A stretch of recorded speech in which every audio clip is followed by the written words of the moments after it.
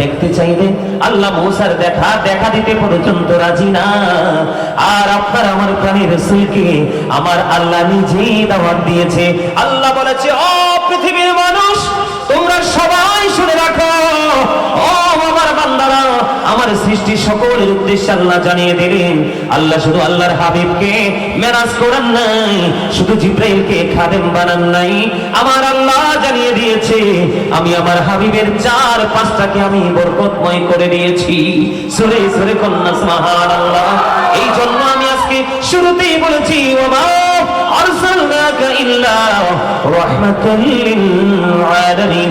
এটা বলার কারণ হলো, আয়াত তেলাওয়াত করার কারণ হলো, বন্ধু আমার নবীজি যে মেরাজের শুরু থেকে ফিরে আসা পর্যন্ত প্রত্যেকটা জায়গা ছিল উম্মতের জন্য বড় নিয়ামত।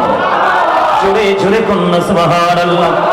উম্মতের জন্য বড় নিয়ামত, উম্মতের জন্য বড় প্রেমময় বন্ধু। রমজান মাসের 27শে রমজান, যেটা 26 তারিখ দিবাগত রাত,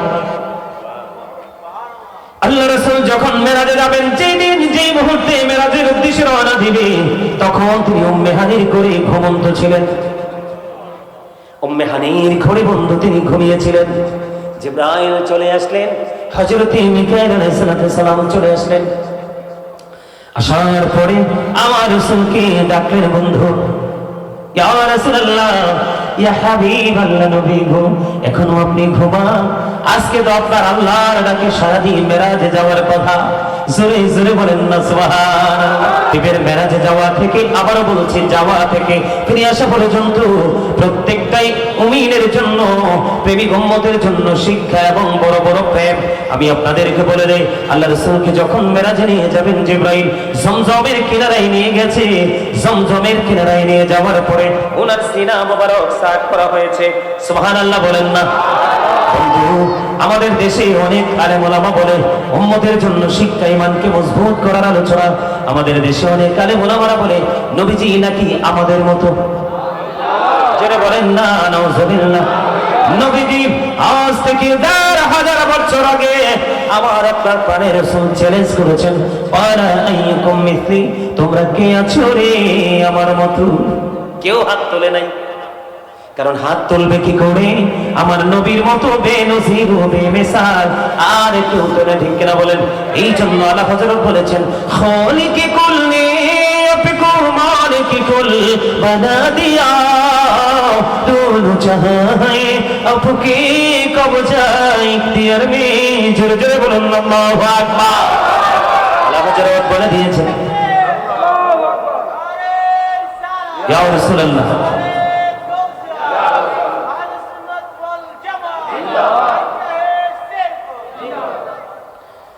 আরে আপনাদের স্লোগান তো মজা হয় না,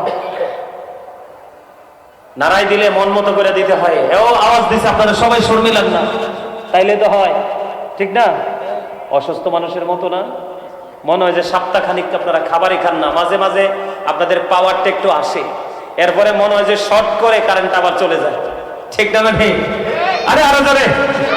আপনারা কি অসুস্থ? আল্লাহ দুর্বল ইমানদারের চাইতে শক্তিশালী ইমানদারকে বেশি ভালোবাসেন। এটা বুঝছে নিতে হইব আপনাদেরকে, মনে রাখবেন। দুর্বল ইমানদারের চাইতে আল্লাহ শক্তিশালী ইমানদারকে বেশি ভালোবাসে। আমরা শক্তিশালী হতে চাই, আল্লাহ কবুল করে নিন। জোরে কোন আমিন। আরো জোরে বলেন না আমিন। আমার নবীজির সিনা মোবারক সাক করা হলো।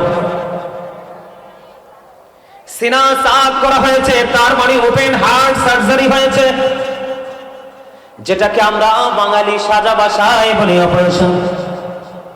বন্ধুরে আমার, বাংলাদেশের মানুষকে, দুনিয়ার যেই কোনো মানুষকে অপারেশন করাইতে হলে অপারেশন থিয়েটারে নিতে হয়, ঠিক কিনা বলে? অপারেশন থিয়েটারে নিতে হয়। আর আমার নবীজির জন্য মেরাজের জুড়ির অপারেশন থিয়েটার ছিল জমজমের কিনারা। বন্ধুরে আমার, ওখানে কোনো অ্যানেস্থেসিয়া দিতে হয় না, তার মানে ইনজেকশন দিতে হয় নাই, কোন ধরনের কোন মেডিসিন নবীজিকে ইউজ করানো হয় নাই। আপনাকে আমাকে পৃথিবীর মানুষকে বন্ধ ইনজেকশন দিতে হয়, ঠিক কিনা বলেন? তাকে পাওয়ারলেস করা হয়, ঠিক কিনা বলেন? পাওয়ারলেস করার পরে তারপরে অপারেশন করা হয়। আপনার আমার প্রাণের রাসূলকে ওইখানে নিয়ে বন্ধ সিনা সাফ করা হলো, বক্ষ বিদীর্ণ করা হলো, সব কিছুকে সুন্দর করে ধৌত করা হলো, আবার হৃদয় বন্ধ জায়গা মতো সেটিং করে দেওয়া হলো। নবীজি বলতেছে, আমি সশরীরে প্র্যাকটিক্যালি দেখতে পেয়েছি, আমি বিন্দু পরিমাণ কষ্ট পাই না। জোরে জোরে বলেন না সুবহানাল্লাহ। নবীজি বলতেছে, আমি প্র্যাকটিক্যালি দেখতে পাচ্ছি, আমি কোনো কষ্ট পাই নাই, আমি কোনো যন্ত্রণা পাই নাই। এই পর্যন্ত বাংলাদেশের আহলে সুন্নাত ওয়াল জামাতের অন্তর্ভুক্ত যত উলামায়ে কেরাম আছে, আমাদের পূর্ব থেকে এই পর্যন্ত কোনো আলেমে কোনো বলে নাই নবীজির সিনা মোবারক সাফ করা হয়েছে। নবী একটা বারের জন্য উহু শব্দটা ব্যবহার করেছে, করছে? জীবনে শুনেছেন? দাদা ভাই তো আমার চাইতে আমার দাদার বয়সে দাদা ভাই, ওনাকে জিজ্ঞেস করবেন, আপনাদের এলাকার আলেম, ওনাকে জিজ্ঞেস করবেন, জীবনে কেউ বলি উনি শুনি উনি, কারণ শুনবে না, কারণ আমার রাসূল বেনজির ও বেমিসাল, আমার নবীজির পৃথিবীর সাধারণ সৃষ্টির মতো না, ঠিক কিনা বলেন? আমার নবীজির সিনা মোবারক সাফ করা হলো, সবকিছু কমপ্লিট করা হলো। সবকিছু কমপ্লিট করার পরে আল্লাহর হাবিব মেরাজের উদ্দেশ্যে রওনা দিবে। বন্ধুরে আমার, তিনি নামাজ পড়লেন, নামাজ পড়ার পরে বন্ধু বুরাক দেখলেন, মানে রওনা দিবে। ও বন্ধু, বুরাক দেখার পরে আমার নবীজি এমন ভাবে বন্ধু কান্না করতে শুরু করলেন, চোখ দুইটা যেন জল হয়ে গেল রে। আমার আপনার প্রাণের রাসূলের এই কান্দন মোবারক দেখে, চোখের পানি মোবারক দেখে আল্লাহ রাব্বুল আলামিন জিবরাইলকে ডাক দিয়ে বলেন, ও জিবরাইল, আমার হাবিবকে প্রশ্ন করো, আমার বন্ধুকে প্রশ্ন করো, আমার হাবিব কেন রে ক্রন্দন করে, কেন তিনি কান্না করতেছেন, চোখের জল বিসর্জন দিচ্ছে। বন্ধু, আপনি আমি আনন্দ কোনো মুহূর্তে কিছুই মনে রাখি না, শুধু সামনের আনন্দ ছাড়া। কথা বলেন না কেন? আপনি যদি কোনো বিয়ে বাড়িতে যান, আপনি ওই বরের বাড়ি অথবা কনের বাড়ি, এই দুইটা জায়গা ছাড়া আপনার মধ্যে অন্য কোনো ইন্টেনশন থাকে না, ঠিক কিনা বলেন? কেমন নবীর উম্মত, আমাদের নবী আমাদের জন্য কত চিন্তা করে, আমাদেরকে নিয়ে বন্ধু কত ভাবে। আমার আল্লাহ যখন জিবরাইলকে একটা ডাক দিয়ে বললেন, ও জিবরাইল, সামনে আসুন।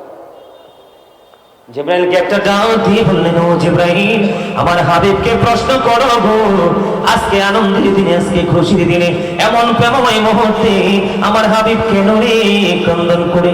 এবার জিবরাইল ডাক দিলেন, ইয়া রাসূলুল্লাহ, ইয়া হাবিবাল্লাহ, নবী গো, ও প্রাণের নবী, আজকের এই আনন্দের দিন, আজকের এই খুশির দিন, আপনার কান্নার কারণ কি? চোখের পানি বিসর্জন দেওয়ার কারণ কি গো নবী? এবার আমার নবী একটা ডাক দিয়ে বললেন, রে জিবরাইল, আজকে আমার জন্য আমার মালিক ভালোবাসিয়া আমার জন্য ফোরাত পাঠিয়ে দিল, কিন্তু আমার উম্মত গুলো কাল হাসরের দিন উলঙ্গ অবস্থায়, তার পায় পরনের মধ্যে কোনো বস্ত্র থাকবে না, পায়ে কোনো জোড়া থাকবে না, ক্ষুধার্ত থাকবে, তৃষ্ণার্ত থাকবে। ওরে জিবরাইল, আমার উম্মত গুলো কেমন করে রে ওই কাল হাসরের ময়দান আপন আপন কবর থেকে 50,000 বছরের রাস্তা অতিক্রম করে আসবে? আমার সেই চিন্তা, আমার উম্মতের কথা যখন মনে হলো, আমি ক্রন্দন করে ফেলেছি রে জিবরাইল। এবার এই জন্য আমার রাসূল ডাক দিয়ে বললেন, জিবরাইল রে, আমার উম্মতের কাল হাসরের ময়দানে কি অবস্থা হবে? এই কথা বলার পরে এবার আল্লাহ রাব্বুল আলামিন জিবরাইলের মাধ্যমে আল্লাহর হাবিবকে জানিয়ে দিলেন, হাবিব গো, ও জিবরাইল, আমার হাবিবকে তুমি খবরখানা জানিয়ে দাও, আমার হাবিবের উম্মত যদি পৃথিবীর বুকে পথ চলার ক্ষেত্রে আল্লাহ রাব্বুল আলামিনকে ভালোবেসে মদিনা ওয়ালার সাথে প্রেমের ডোরি লাগাইয়া কেউ যদি পথ চলতে চলতে ওই মৃত্যুর বিছানা পর্যন্ত আসতে পারে রে, আমি আল্লাহ কাল হাসরের ময়দানে আমার হাবিবের প্রিয় উম্মত গুলোর জন্য এমন বাহন ব্যবস্থা করে দিব। জোরে জোরে কন্যা সুবহানাল্লাহ, আরে জোরে বলেন না সুবহানাল্লাহ। যার নাম শুনিলে চমকে ওঠে, দিল বেকরার হয়ে যায়, গাইবি খবর দিনেওয়ালা এলো রে মক্কায়, গাইবি খবর। যার নাম শুনিলে চমকে ওঠে, দিল বেকরার হয়ে যায়, গাইবি খবর দেনেওয়ালা এলো রে মক্কায়, গাইবি খবর দেনেওয়ালা। আল্লাহ যারে ভালোবেসে সালাম জানাই, সেই নবীকে চিনিলাম না, কি হবে উপায়? ঠিক কিনা বলেন? আল্লাহ যারে ভালোবেসে সালাম জানাই, সেই নবীকে চিনিলাম না কি হবে উপায়। আরে যার একটা আঙ্গুল ইশারায়, যার একটা আঙ্গুল ইশারায় চন্দ্র দুই ভাগ হয়ে যায়। গাইবি খবর দেনেওয়ালা এলো রে মক্কায়, গাইবি খবর। সবাই বলেন, ও যার নাম শুনিলে চমকে ওঠে দিল বেকার হয়ে যায়। গাইবি খবর এলো রে মক্কায়, গাইবি খবর। আমি যেটা বলতেছিলাম বন্ধু, এবার কি হয়ে গেল? আমার নবীজির প্রশ্নের জবাব যখন বন্ধু পেয়ে গেল, ও বন্ধু পাইতে পাইতে এবার বোরাকের কাছাকাছি যখন শুরু হয়ে গেল, এবার বোরাক একটু ব্যতিক্রমী আচরণ শুরু করলো। ব্যতিক্রম আচরণ ছিল স্বাভাবিক আচরণ। এতক্ষণ যেমন নরমাল ছিল, এখন কিন্তু নরমাল না, একটু ব্যতিক্রম হয়ে গেল। এবার জিব্রাইল একটা ডাক দিলেন, আরে বোরাক তুমি কি জানো না আজকে আল্লাহর প্রিয় হাবিব আল্লাহর জন্য তুমি অশ্ব হিসেবে এসেছো? তুমি কেন রে দুষ্টুমি করে? এবার বোরাক একটা ডাক দিয়ে বলে, আমার একটা প্রশ্ন আছে রে। কই তোমার প্রশ্নটা কি? আমার প্রশ্ন হলো, আমার মালিক অসংখ্য বোরাক সৃষ্টি করেছে, কিন্তু আমার একটা প্রশ্ন হলো, আমার প্রিয় রাসূলের কাছে, আল্লাহর প্রিয় হাবিব আল্লাহর কাছে আমার প্রশ্নটা হলো, আমি কাল হাসরের ময়দানে আমার রাসূলের বোরাকের প্রয়োজন হইলে যেন আমি বোরাককে আমার নবীর প্রয়োজনে ব্যবহার করে। সুবহানাল্লাহ। কেন রে, কেন রে, তোমাকে কেন ব্যবহার করবে? কয়াম আল্লাহর সৃষ্টি অসংখ্য বোরাক আছে রে, আমি সকল বোরাকের মধ্যে যেন আমার সম্মানটা অক্ষুণ্ণ থাকে। সুবহানাল্লাহ বলেন না? আমরা মদিনাওয়ালাকে ভালোবাসি, নবীরা মদিনাওয়ালার সাথে প্রেমের ডোরে লাগিয়েছি, কিন্তু যেইভাবে প্রেম করার কথা আমরা সেইভাবে প্রেম করতে পারি না, ঠিক কিনা বলেন? বন্ধুরে আবার একটু 19-20 হইলে আমরা আর মেনে নিতে পারি না। মদিনাওয়ালার সাথে প্রেমের ডোরে লাগাইতে হবে, যে নবীর জন্য আল্লাহ রাব্বুল আলামিন নিজেই প্রেমে পড়েছে, ঠিক কিনা বলেন? মূসা দেখতে চাইলেন, মূসাকে দেখা দিল না। আপনারা আমার প্রাণের রাসূলকে নিজেই দাওয়াত করে নিলেন বন্ধু আল্লাহ রাব্বুল আলামিন। এই জন্য তিনি 4-5 বরকতময় করে দিয়েছে, এই জন্য যে যিনি ওনার সৃষ্টির নিদর্শন গুলো যেন আল্লাহর প্রিয় হাবিবকে দেখাতে পারে। জোরে জোরে বলেন না সুবহানাল্লাহ। বন্ধুরে আমার, আল্লাহর হাবিব যখন বোরাকে সওয়ার হলেন, একদিকে জিব্রাইল আর একদিকে মিকাইল, ডাইনে বামে 70,000 ফেরেশতা সঙ্গে নিয়ে ও বন্ধু আল্লাহর ডাকে সাড়া দিয়ে মেরাজের উদ্দেশ্যে রওনা দিলেন। রওনা দিতে বন্ধু এখান থেকে চলে গেলেন মসজিদে আকসায়। কোথায়? এটা কোথায় আছে জানেননি বর্তমানে? আর জোরে বলেন না? ওই যে ফিলিস্তিনের সাদা সাদা কুকুরগুলো, যে কুকুরগুলো মসজিদ আকসাকে তাদের উপাসনালয় হিসেবে বন্ধু আখ্যায়িত করেছে, বন্ধু জানেন না? ওই মেরাজের রজনীতে আমার নবী ইমাম হয়ে, সকল নবীদের ইমাম হয়ে তিনি নামাজ পড়িয়েছিলেন। জোরে জোরে কন্যা সুবহানাল্লাহ, আর জোরে বলেন না সুবহানাল্লাহ। বন্ধুরে আমার, আল্লাহ যখন বলবে কোন হয়ে যাবে ফায়াকুন, ঠিক কিনা বলে? আল্লাহ রাব্বুল আলামিন ছাড় দেন, কিন্তু ছেড়ে দেন না। ও বন্ধু, একদিন ওই সব কিছুই তো স্বাধীন হয়ে যাবে, মুসলমানদের অনুকূলে এসে যাবে, ঠিক কিনা বলেন? বন্ধুরে আমার, ওই মসজিদে আকসার মধ্যে আপনার আমার নবী ইমাম হয়ে বন্ধু নামাজ পড়িয়ে দিলেন। মাঝখানে আরো অনেক কিছু আছে বন্ধু, এখান থেকে রওনা দিলেন। সব কিছু সম্পূর্ণ করে এবার ওই ঊর্ধ্ব জগতে নবী ঊর্ধ্ব জগৎ ভ্রমণ করার জন্য বন্ধু রওনা দিলেন। রওনা দেওয়ার পরে প্রথম আসমানে যখন গেলেন, জিব্রাইল বললেন, দরজা খুলে দিল। সুবহানাল্লাহ বলেন। আদম সফিউল্লাহর সাথে কথোপকথন প্রেম বিনিময় হলো। সুবহানাল্লাহ। দ্বিতীয় আসমানে চলে গেলেন, হযরত ইয়াহিয়া এবং ঈসা রূহুল্লাহর সাথে দেখা হয়ে গেল। জোরে কন্যা সুবহানাল্লাহ, আর জোরে বলেন না সুবহানাল্লাহ। এবার তৃতীয় আসমানে চলে গেল বন্ধু। তৃতীয় আসমানে চলে যাওয়ার পরে হযরত ইউসুফ আলাইহিস সালামের সাথে প্রেম বিনিময়। জোরে কন্যা সুবহানাল্লাহ, আরেকটু মহব্বতে পড়েন না। এখনো অনেকেই মুখটা বন্ধ রাখছেন, ব্যাপার কি? আমি আসলে জোর করে মুখটা জবানটা খুলতে পারবো না, আমি চেষ্টা করতে পারবো, ঠিক কিনা বলেন? আমি আপনাদেরকে বিনীত ভাবে অনুরোধ করছি, এখানে যে আজকে পায়ে হেঁটে হেঁটে আসছেন না? কথা বলেন না? আসছেন কিনা? বুখারী শরীফের হাদিস। বন্ধু আমার দিকে তাকান, আপনাদেরকে আমি অ্যাক্টিভ করতে পারতেছি না, মজা পাবো কি করে? আল্লাহ রাসূল বলেছেন, তুমি আল্লাহকে যেমন মনে করো ঠিক আল্লাহ তোমার কাছে তেমন। তুমি যদি তোমার মালিককে একা একা ডাকো, মালিক তোমাকে একা একা ডাকবে রে। তুমি যখন সম্মিলিতভাবে ডাকবে, স্মরণ করবে আমার মালিক, তার চাইতে উত্তম জলসায় তোমার স্মরণ করবে। জোরে কন্যা সুবহানাল্লাহ। কেউ যদি আল্লাহকে পাওয়ার জন্য 1 বিঘা পরিমাণ হেঁটে আসে রে, আমার আল্লাহ আল্লাহর হাবিবকে জানিয়ে দিলেন, হাবিব গো আপনি জানিয়ে দেন 1 বিঘা পরিমাণ যারা অগ্রসর হলো, সামনের দিকে এগিয়ে আসলো, আমি আল্লাহ তার দিকে 1 গজ পরিমাণে এগিয়ে আসি। সুবহানাল্লাহ বলেন। কেউ যদি আল্লাহর দিকে 1 হাত পরিমাণে এগিয়ে যায়, আমার আল্লাহ কথা দিয়েছে আল্লাহ বান্দার দিকে 2 হাত পরিমাণে এগিয়ে আসে। বন্ধু কেন বোঝো না? আমার রাসূল জানিয়ে দিয়েছেন, আল্লাহ বলেছেন হাবিব আপনি জানিয়ে দেন, কেউ যদি জিকির করার জন্য আল্লাহর দিকে ছুটে আসে হেঁটে হেঁটে, আমার আল্লাহ তার দিকে দৌড়ে ছুটে আসে। আর জোরে কন্যা সুবহানাল্লাহ। আর মানে আপনি আল্লাহকে যত দ্রুত কাছে পেতে চান, আল্লাহ তার চাইতে দ্রুত আপনার আপন হয়ে যায়। বন্ধু সবচেয়ে বড় মজার খবর হলো, আমার আপনার প্রাণের রাসূল বলেছেন তোমরা জিকিরটা এমন ভাবে করো রে, জিকির জবান দিয়েও করা যায়, অন্তর দিয়েও করা যায়, তবে জবান এবং অন্তর দুটো মিলিয়ে যে জিকির করা হয়, এটাই হলো সবচেয়ে গুরুত্বপূর্ণ, সবচেয়ে প্রেমময় গ্রহণযোগ্য জিকির। আল্লাহ রাসূল বললেন তুমি যত বেশি জিকির করবে, তোমার আমলনামা থেকে তত বেশি গুনাহ ঝরে যাবে।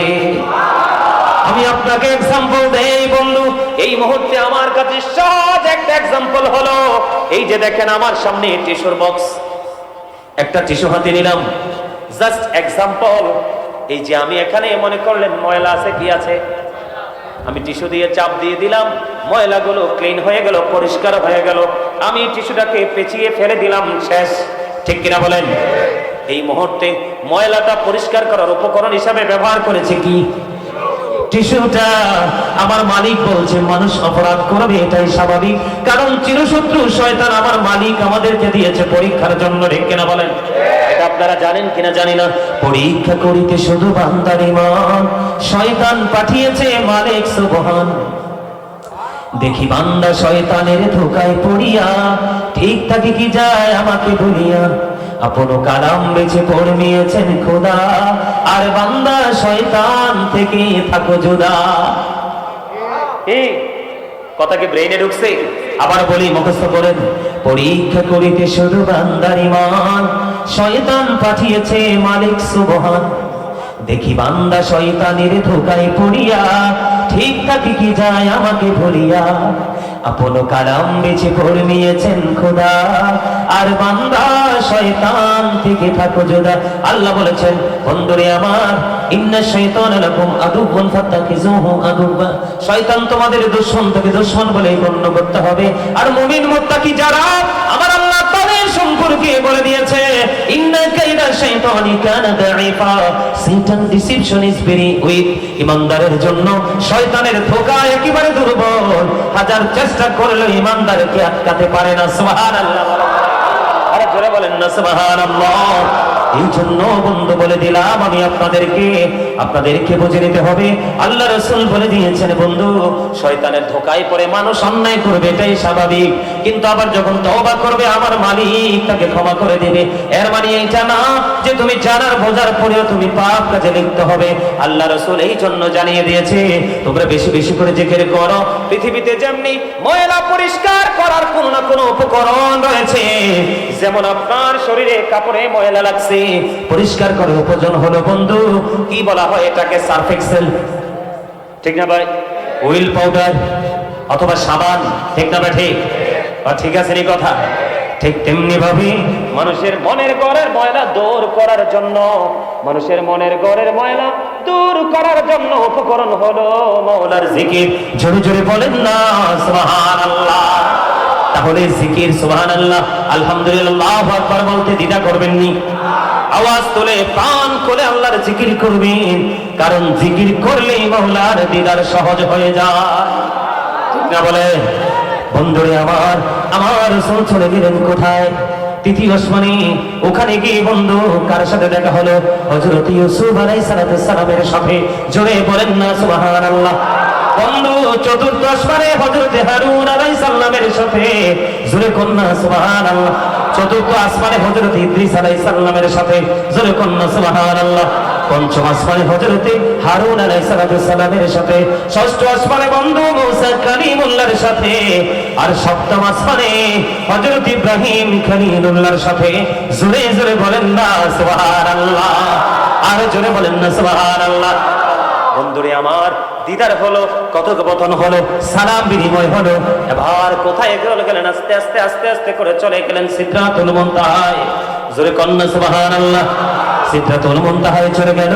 চলে যাওয়ার পরে এবার কি করলেন? জিবরাইল বললেন, ইয়া রাসূলুল্লাহ, ইয়া হাবিবাল্লাহ, নবী গো, ও প্রাণের নবীজি, আমি আর সামনে বেরোতে পারবো না।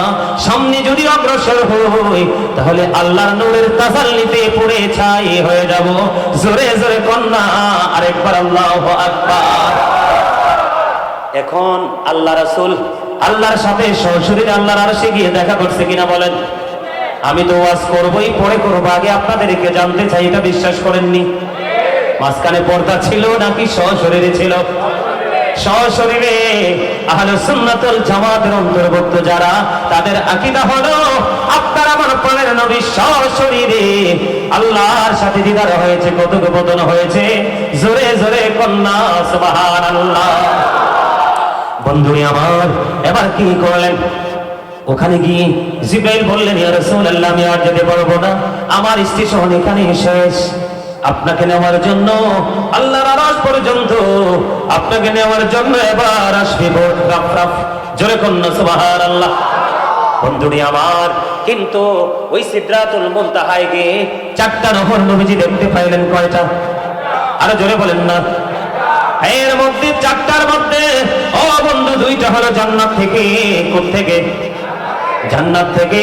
আরেকটা হলো ওই ফুরাত নদীর নীল নদ থেকে। জোরে জোরে কন্যা সুবহানাল্লাহ। আর জোরে বলেন না সুবহানাল্লাহ। বন্ধুরে আমার, এখান থেকে রওনা হলেন রফরফ নিয়ে যখন রওনা হলেন, এবার চলে গেলেন আল্লাহ রাব্বুল আলামিনের আরশ পর্যন্ত।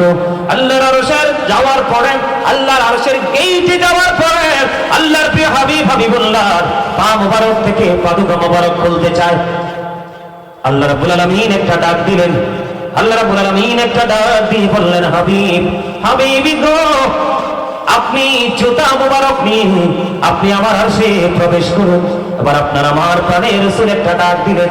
একটা ডাক দিয়ে বললেন, আল্লাহ গো, মূসা যখন কুহে তুলে দিয়েছিলেন, আপনি বলেছিলেন জুতা খুলে যাওয়ার জন্য, কিন্তু কুহে তুলের তুলনায় আপনার আরশ তো অনেক দামি, আমি ওখানে কেমন করে আসবো জুতা নিয়ে? জোরে জোরে কন্যা সুবহানাল্লাহ। আমার আল্লাহ ডাক দিয়ে বললেন, হাবিব, মূসাকে জুতা খুলে যাওয়ার জন্য এই জন্য বলেছিলাম, এই কারণে বলেছিলাম, কারণ মূসাকে কুহে তুলের মাটি লাগাই আমি মূসার দাম বাড়াবো। এই জন্য বলেছিলাম, মূসা, তুমি যখন কুহে তুলে গিয়েছো জুতা খুলে যাও। আর আপনাকে আজকে বলছি জুতা নিয়ে আসার জন্য, সেটার কারণ হলো আমি মূসার দাম বাড়িয়েছিলাম ওই কুহে তুলের মাটি লাগাইয়া, আর আমি আজকে আমার আরশের দাম বাড়াবো আপনার জুতার ধুলি লাগাইয়া। জোরে জোরে বলেন না সুবহানাল্লাহ। ইয়া হাবিবাল্লাহ, ইয়া রাসূলুল্লাহ, ইয়া হাবিবাল্লাহ, মন করে না কি রাশিয়া, সওয়াল করবি বসাইয়া, নিবেদ পর্দা দয়াল নবী উঠাইয়া, সালাম জানাবো কদম সুইয়া। ইয়া রাসূলুল্লাহ, ইয়া হাবিবাল্লাহ, ইয়া রাসূলুল্লাহ, ইয়া হাবিবাল্লাহ, আমার মতে নিদান কালে আসিও নবী গো, আমার শিওরে দেখিব আপনাকে আপন নজরে। ইয়া রাসূলুল্লাহ, ইয়া হাবিবাল্লাহ, ইয়া রাসূলুল্লাহ, ইয়া হাবিবাল্লাহ, আমার মতে নিদান খুশি ও নবী গো আমার শিওরে দেখিব আপনাকে আপন নজরে ইয়া রাসূলুল্লাহ লা ইয়া রাসূলুল্লাহ লা শুনেছি হাদিসে দেখিলে আপনাকে জীবনের গোনা ঝরিয়া পড়ে দিও গো দেখা দয়া করে ইয়া রাসূলুল্লাহ লা ইয়া রাসূলুল্লাহ লা ইয়া রাসূলুল্লাহ লা গোসল করাইয়া কাফন পরাইয়া যখনই রাখিবে কবরে শোয়াইয়া লইও গো কোলে গোলাম বলিয়া ইয়া রাসূলুল্লাহ ইয়া হাবিবাল্লাহ ইয়া রাসূলুল্লাহ আসসালাতু ওয়াসসালামু আলাইকা ইয়া রাসূলুল্লাহ জোরে জোরে বলেন আলহামদুলিল্লাহ। মজা লাগেনি ওয়াজ? কার কার কাছে ভালো লাগে? আরো জোরে বলেন, সোজা করে হাত তোলেন। নোমা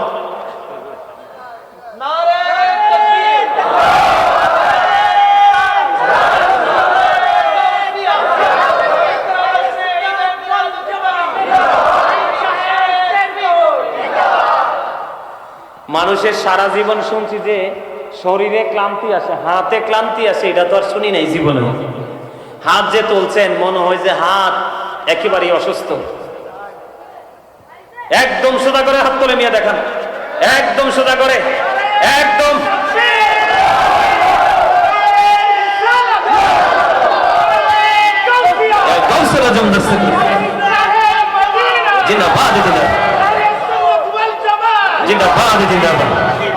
দিদি পাল তোলে দে মাঝি হেলা করিস না, দিদি পাল তোলে দে মাঝি হেলা করিস না, ছেড়ে দে নৌকায় আমি যাব মদিনা, ছেড়ে দে নৌকায় আমি যাব মদিনা। মক্কায় নবী এলো মা আমিনার ঘরে, হাসিলে হাজার মানিক কাঁদিলে মুক্তা ঝরে, দয়াল মুর্শিদে যার সখা তার কিসের ভাবনা, দয়াল মুর্শিদে যার সখা। আমার হৃদয় মাঝে কাবা নয়নে মদিনা, আমার হৃদয় মাঝে কাবা নয়নে মদিনা। দিদি পাল তোলে দে, দিদি পাল তোলে দে মাঝি হেলা করিস না, ছেড়ে দে নৌকায় আমি যাব মদিনা, ছেড়ে দে নৌকায় আমি যাব মদিনা। নূরের রোশনীতে দুনিয়া গেছে ভরে, সে নূরের বাতি জ্বলে মদিনার ঘরে ঘরে। নূরের রোশনীতে দুনিয়া গেছে ভরে, সে নূরের বাতি জ্বলে মদিনার ঘরে ঘরে। দয়ালে মুর্শিদে যার সখা, দয়ালে মুর্শিদে যার সখা তার কিসের ভাবনা, আমার হৃদয় মাঝে কাবা নয়নে মদিনা। দিদি পাল তোলে দে মাঝি হেলা করিস না, দিদি পাল তোলে দে মাঝি হেলা করিস না, ছেড়ে দে নৌকায় আমি যাব মদিনা, ছেড়ে দে নৌকায় আমি যাব মদিনা। দিদি পাল তোলে দে হেলা করিস না, ছেড়ে দে নৌকায় আমি যাব মদিনা। মারহাবা। আরো জোরে হাত তুলতে কি ভয় পান? 2-4 মিনিট হাত তুললে কি হয়? সুন্দর লাগে, ঠিক না? আরো জোরে। এই শুধু কি আমরাই নবীজির শান গাইতেছি? মসজিদে নববীর মিম্বরে দাঁড়িয়ে হাসান ইবনে সাবিত রাদিয়াল্লাহু তাআলা আনহু আমার নবীজির শান গেয়েছিলেন, আর আমার রাসূল বলেছিলেন আল্লাহ খুশি হয়ে হাসান ইবনে সাবিতকে রুহুল কুদ্দুসের মাধ্যমে সাহায্য করো। আশিকের প্রেমিকের হৃদয়ের খোরাক হলো এগুলো, ঠিক কিনা বলেন? আরো জোরে বলেন। গোলাপ নীলম গাধা নীলম নীলমের ঝুলি গন্ধা, মনির শোকে মালা গাঁথিব সকাল থেকে সন্ধ্যা, মনির শোকে মালা গাঁথিব সকাল থেকে সন্ধ্যা। এক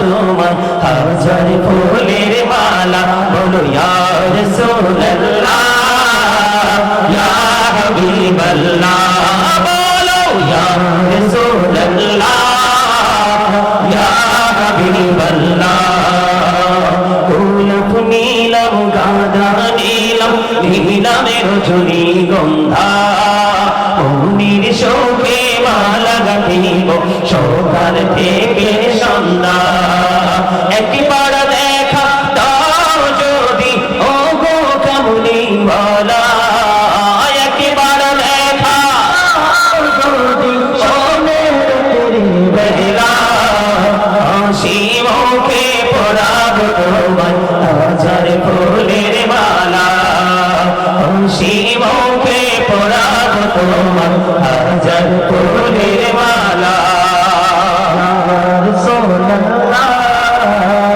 ইয়া হাবিবাল্লাহ মারহাবা বলেন না আরো জোরে।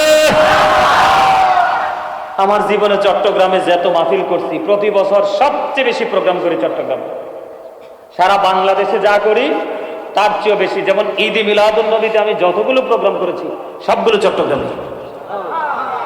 আমার মনে হয়, রাগ করেন না, আমার মনে হয় এই আপনাদের এই প্রোগ্রামের উপস্থিতিদের মতো দুর্বল উপস্থিতি আমার মনে হয় আমি চট্টগ্রাম আর জীবনে পাইনি। সবাই দুর্বল আমি সেটা বলছি না, কিছু কিছু লোক আছে অনেক এক্সপেরিয়েন্স আছে তাদের, কিন্তু আপনারা ম্যাক্সিমামই দুর্বল। আপনাদের মানে প্র্যাকটিক্যাল বুদ্ধিটা খুব কম।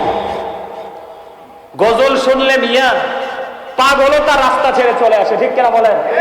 সুর পছন্দ করে না পৃথিবীতে এমন মানুষ আছে? আছে? আর জোরে বলেন আছে? নাই। যাই হোক, আল্লাহ আমাদের সবাইকে কবুল করেন, সকলে বলেন আমিন। আর জোরে বলেন আমিন।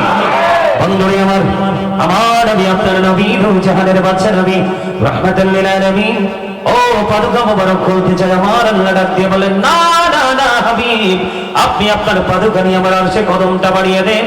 ওই মূসাকে কোহে তুরের মাটি লাগায়া মূসার দাম বাড়িয়েছিলাম গো, আজকে আপনার পায়ের ধুলি লাগাইয়া আমি আমার আরশের দাম বাড়াবো।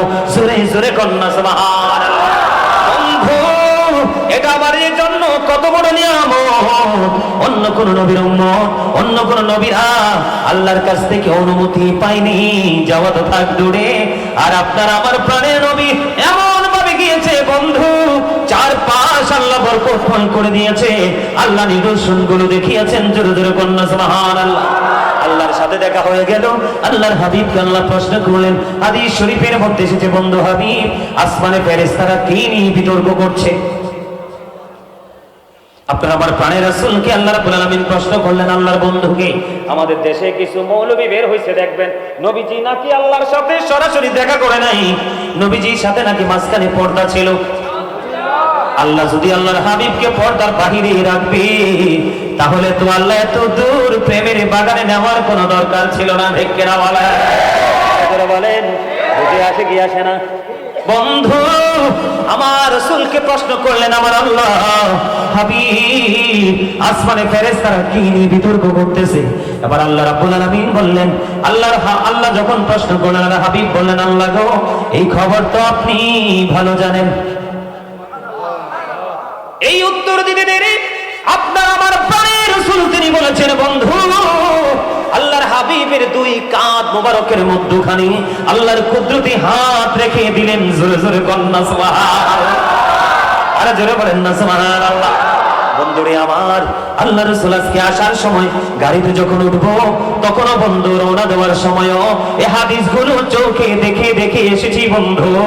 আমার কাছে অবিশ্বাস্য লাগে, আমার বুঝে আসে না ওই আলিমগুলো কেমন করে বলে রে, আমার নবী এবং আল্লাহর মধ্যখানে পর্দা ছিল। এটা কখনো সত্যিকারের ইমানদার মানবে না। আপনারা হাটহাজারী চৌধুরীর হাটের মানুষ মানবেন? আপনারা কি মানবেন? এটাকে আমরা বিশ্বাস করব? কোনদিনও না। ও বন্ধু, আমার দিকে তাকান, অত্যন্ত প্রেমের খবর। বন্ধুরি আমার, আল্লাহ রাব্বুল আলামিনের কুদরতি হাত মোবারক, আল্লাহ রাসূলের দুই কাঁধ মোবারক আমার দিকে তাকান, আল্লাহর হাবিবের দুই কাঁধ মোবারকের মধ্যে রাখলেন। আমার রাসূল বললেন, আমার আল্লাহ যখন আমার কাঁধ মোবারকের মধ্যে আল্লাহর হাতটা রাখলো, আমার বুক পর্যন্ত প্রেমময় প্রশান্তি চলে আসলো। আর জোরে কন্যা সুবহানাল্লাহ। ইয়া রাসূলুল্লাহ, ইয়া হাবিবাল্লাহ, নবী গো, রে, আমার নবী শুধু মেরাজ করে নাই, নবী আমাদের জন্য মেরাজ নিয়ে এসেছে। আমাদের জন্য সবচেয়ে বড় নিয়ামত, সবচেয়ে বড় পাওয়া হলো মেরাজ থেকে আমার নবীর প্রতি যে প্রত্যেকটা জায়গা, প্রত্যেকটা শ্রেণীর প্রতি আমাদের ভালোবাসায় আমাদের ঈমানকে মজবুত করে দেয়। আর জীবন এবং মরণ ওই দুইটা জায়গাকে সুন্দর করার জন্য যেটা সবচেয়ে বেশি প্রয়োজন, এটাই আমার নবী আমাদের জন্য নিয়ে এসেছেন। জোরে জোরে সুবহানাল্লাহ। আমার এবার আল্লাহ রাব্বুল আলামিনের হাত মুবারক রাখলেন, রাসূলের বুক পর্যন্ত প্রশান্তি চলে আসলো। এবার আমার নবীজি বললেন, আমি আল্লাহর আরশে দাঁড়াইয়া আসমান জমিনের শুরু থেকে শেষ পর্যন্ত যা কিছু আছে আমি নবী সব কিছু দেখে পেয়েছি। অন্য হাদিসের মধ্যে এসেছে, আমার দিকে তাকান, আপনারা আপনাদের চোখের সামনে হাতটা ধরেন, ধরেন না আপনাদের চোখের সামনে, আমার না, আপনার আপনাদের হাতটা ধরে চোখের সামনে ধরে দেখে আপনার হাতের তালুটা আপনার কাছে একেবারে স্পষ্ট, ঠিক কিনা বলেন? স্পষ্ট কিনা? আপনার আমার প্রাণের নবীজি, ও বন্ধু, আসমান জমিনের মধ্যে যা কিছু আছে একটা হাতের তালুটাকে যেমনি স্পষ্ট দেখা যায়, আমার নবী ঠিক তেমন স্পষ্ট ভাবে সব কিছু দেখে নিয়েছে। ওই আল্লাহ রাব্বুল আলামিনের মেরাজে যে আল্লাহকে দাওয়াত করে, হাবিবকে দাওয়াত করে নিয়েছেন, আল্লাহর আরশে দাঁড়াইয়া দাঁড়াইয়া। জোরে জোরে কন্যা সুবহানাল্লাহ। তাহলে মেরাজ আমাদের আমাদের জন্য বড় নিয়ামত, অত্যন্ত প্রেমময়। জোরে জোরে কন্যা সুবহানাল্লাহ।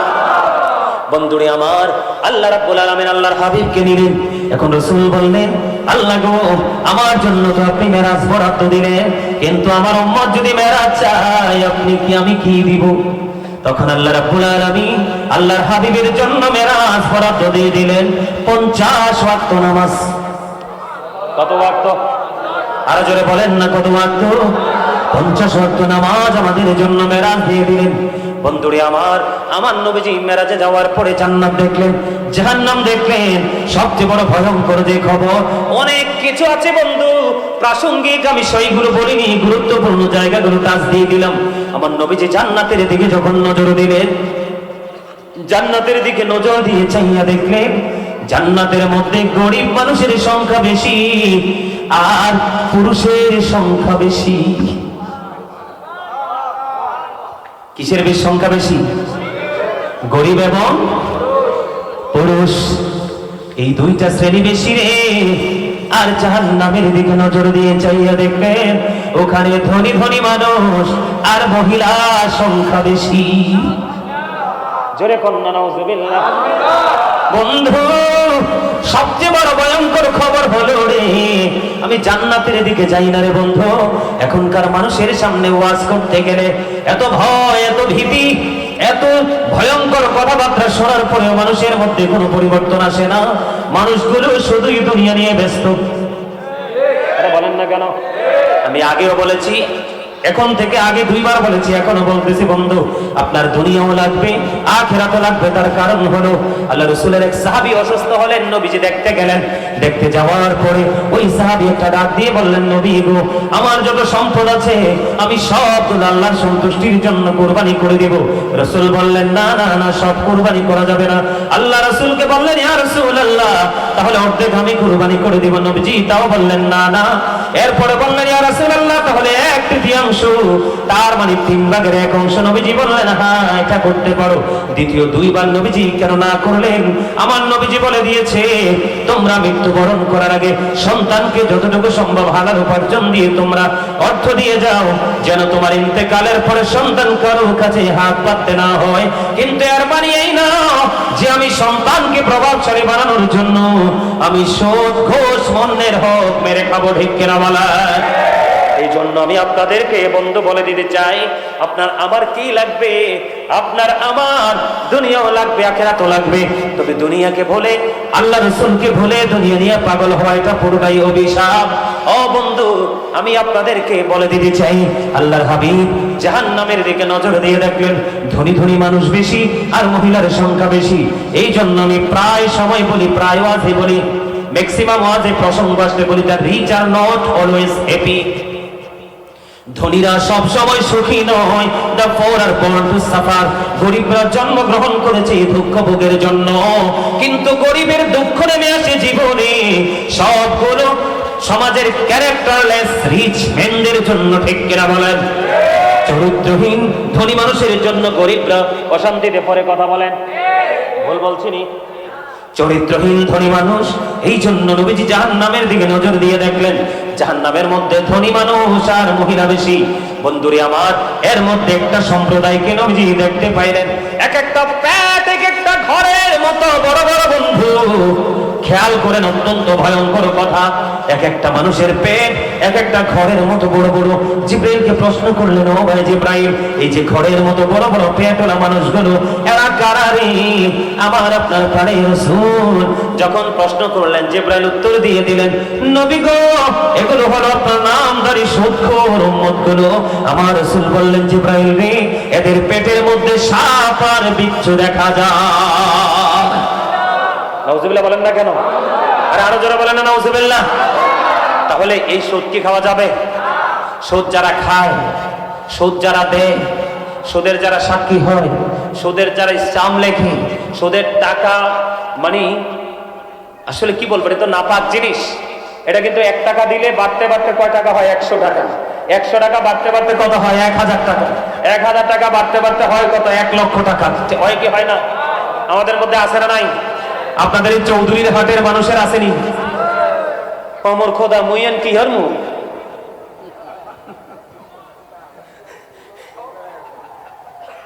মুই কি চলে যামু?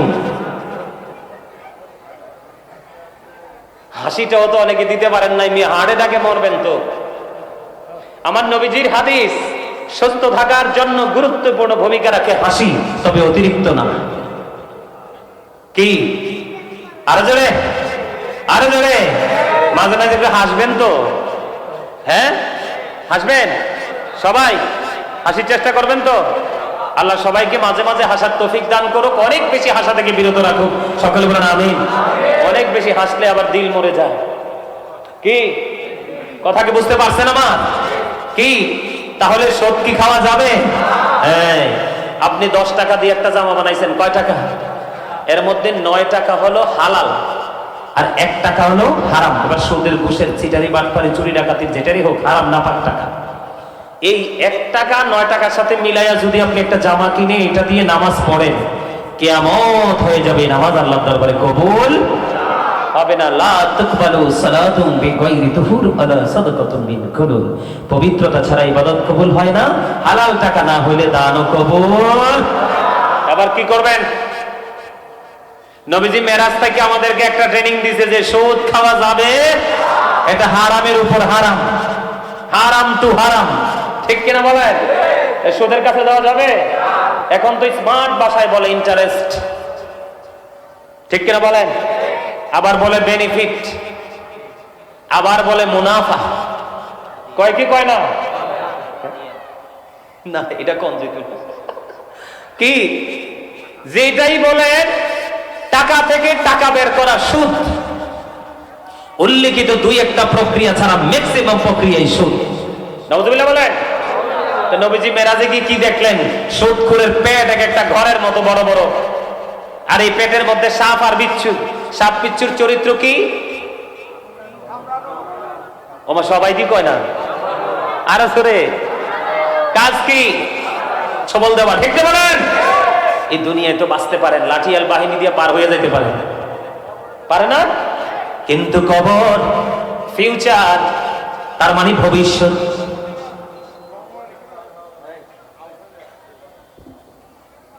বন্ধুরে আমার, আমি আপনাদেরকে বলে দিতে চাই, ওই জায়গাটা অত্যন্ত ভয়ঙ্কর। লা ইয়ামুতু, মরার কোনো সুযোগ নাই। ফিহা ওয়ালা ইয়াহইয়া, বাঁচারও কোনো সুযোগ নাই।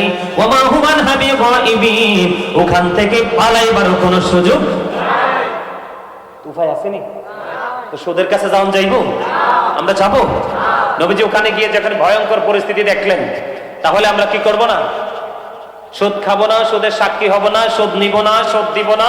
সুদের টাকা কালেকশনে কেউ যদি নিয়োজিত করতে চায়, আমি সেটাও করব না। আল্লাহ রাসূল বলে দিয়েছেন, তুমি জানার পরে, বোঝার পরে তুমি জানো একটা মানুষ জালেম, একটা মানুষ অত্যাচারী, একটা মানুষ মানুষকে কষ্ট দিতে পছন্দ করে, এটা জানার পরেও দুনিয়ার একটু সুবিধার জন্য যদি তুমি তাকে সমর্থন করে থাকো, রাসূল বললেন তুমি মুসলমান থেকে খারিজ হয়ে গেলা। নাউজুবিল্লাহ বলেন না কেন? আর জোরে মনে রাখবেন, খোদা প্রাপ্তির পথ রয়েছে লুকানো, রয়েছে মানব সেবার মাঝে। পাবো না খোদাকে আল খেলনা তাসবিহ আর যাই না মাঝে। বুঝে নেন, খোদা প্রাপ্তির পথ রয়েছে লুকানো, রয়েছে মানব সেবার মাঝে। পাবো না খোদাকে আল খেলনা তাসবিহ আর যাই না মাঝে। কি লাভ হবে আমি অন্যজনকে দোষে, সব পেয়েছি আমি আমার আপন কর্ম দোষে। বিসমিল্লাহির রহমানির রহিম। ওয়া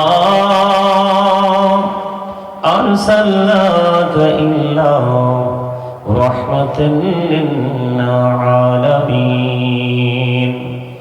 সাদাকাল্লাহুল মাওলানাল আযীম ওয়া সাদাকা রাসূলুহুন নাবিয়্যুল হাবিবুল কারীম। ইন্নাল্লাহা ওয়া মালাইকাতাহু ইউসাল্লুনা আলান নবী ইয়া আইয়ুহাল্লাযীনা আমানু সাল্লু আলাইহি ওয়া সাল্লিমু তাসলিমা। আল্লাহুম্মা সাল্লি আলা মুহাম্মাদে মাওলানা মুহাম্মদ ওয়া আলা আলিহি মাওলানা মুহাম্মদ। আল্লাহুম্মা সাল্লি আলা মাওলানা মুহাম্মদ ওয়া আলা আলি সাইয়্যিদিনা মাওলানা মুহাম্মদ। নবী গো আপনার ভালোবাসায় জীবনের গোনা ঝরে যায়। নবী গো আপনার ভালোবাসায় জান্নাত নসিব হয়ে যায়।